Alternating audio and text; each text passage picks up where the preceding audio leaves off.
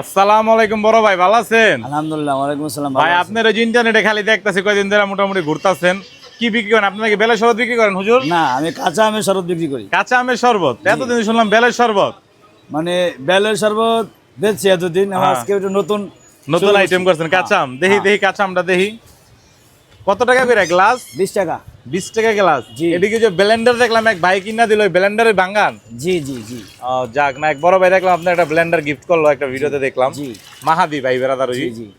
দেন আমার এক গ্লাস দেন, খায়া দেখি কেমন লাগে। এই দেন ভাই 20 টাকায় কাঁচা আম।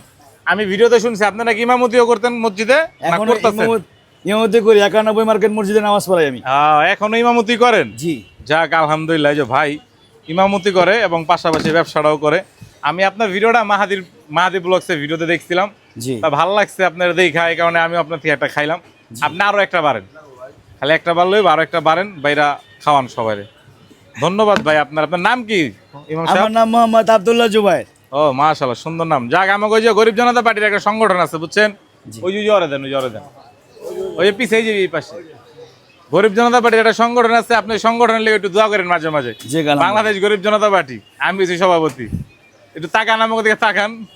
ধন্যবাদ।